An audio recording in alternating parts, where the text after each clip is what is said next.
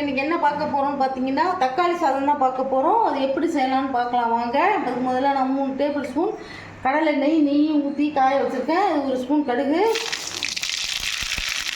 1 spoon உளுத்தம்பருப்பு,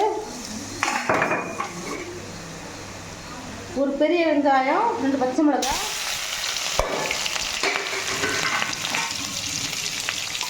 நல்லா வதக்கிக்கலாம். எண்ணெய் அதிகமாக ஊற்றிக்கோங்க. வெங்காயத்தை இந்த மாதிரி நீட்டாக அரிஞ்சு போட்டுக்கோங்க. அப்போ தான் தக்காளி சாதத்துக்கு நல்லாயிருக்கும். தக்காளி சாதத்துக்கு நான் ஒரு 1/2 கிலோ தக்காளி ரைஸில் செய்கிறேன். அதுக்கு 100 கிராம் வெங்காயம், 1/4 கிலோ தக்காளி. தக்காளி சாதத்துக்கு எப்போவுமே வெங்காயம் கம்மியாக இருக்கணும், தக்காளி தான் அதிகமாக இருக்கணும். அப்போ தான் அந்த தக்காளி டேஸ்ட் நல்லாயிருக்கும். நல்லா வதக்கிக்கோங்க. நல்லா வாசனை வர அளவுக்கு வதக்கிக்கோங்க. கொடுக்கலாம். நல்லா வதங்கினதுக்கப்புறம் எண்ணெய் நல்லா பிரிஞ்சு வச்சு பாருங்க. அந்த ஸ்டேஜில் இப்போ வதங்கி வச்சு நல்லா கண்ணாடி படம் வந்துருச்சு. இப்போ ஒரு 1/2 கிலோ 1/4 கிலோ தக்காளியை பேஸ்ட்டாக அரைச்சிக்கணும். குறைன்னு அரைச்சிட்டேன், ரொம்ப மையாக அரைச்சிடாதீங்க. அதையும் நல்லா வதக்கிக்கலாம்.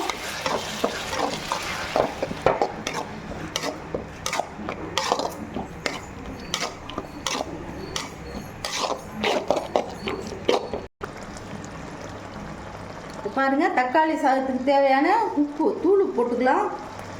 உப்பு பார்த்து போட்டுங்க.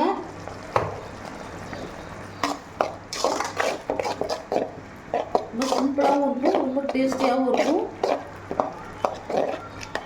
நல்லா தக்காளியை வதக்கிக்கணும். நல்லா எண்ணெய் பிரிஞ்சு வர அளவுக்கு வதக்கிக்கணும்.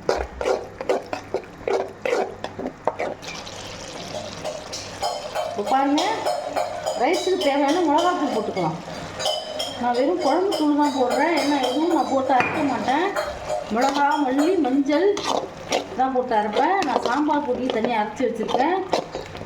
அதனால் இந்த குழம்பு பொடி போட்டாலே இது நல்லா டேஸ்ட்டாக இருக்கும். நல்லா வதங்கிக்கணும்.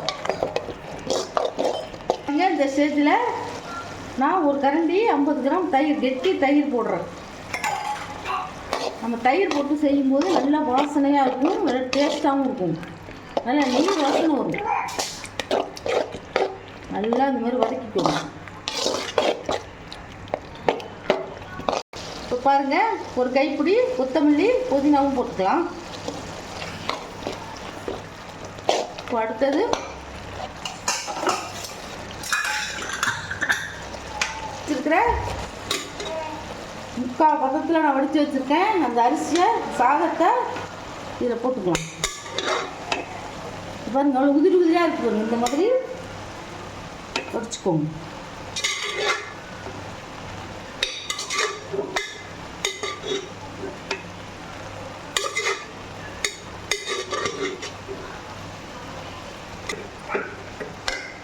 இந்த மாதிரி நல்லா எல்லாத்தையும் கிளறிக்கோங்க.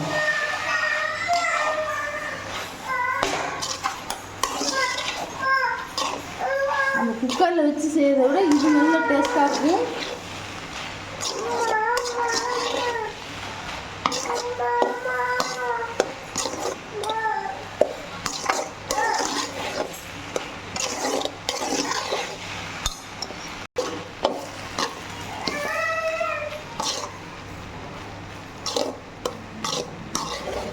அரை கிலோ ரைஸுக்கு 100 கிராம் வெங்காயம், 1/4 கிலோ தக்காளி, 50 கிராம் தயிர்,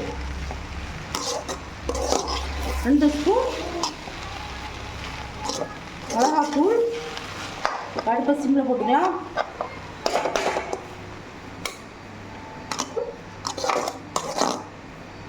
பாருங்கள், ஒரு 2 நிமிஷம் நம்ம மூடி போட்டு பார்க்கலாம்.